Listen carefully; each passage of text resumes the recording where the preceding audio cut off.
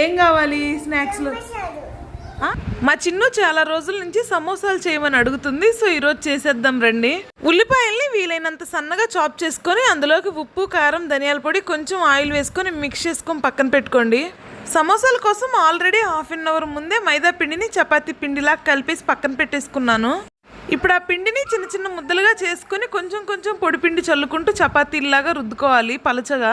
మీకు వీలైనంత పలుచగా రుద్దుకోవడానికి ట్రై చేయండి, అప్పుడే సమోసాలు క్రిస్పీగా వస్తాయి.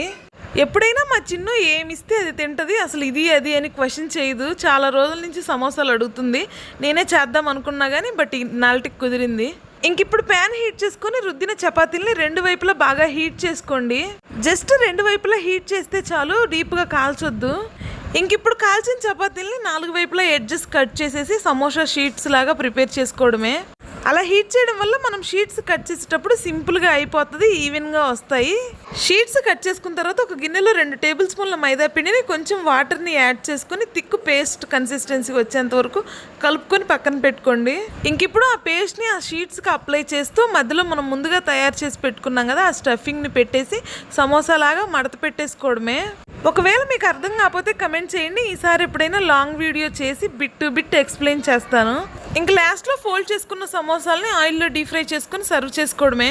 వీడియో నచ్చిందా? అయితే సబ్స్క్రైబ్.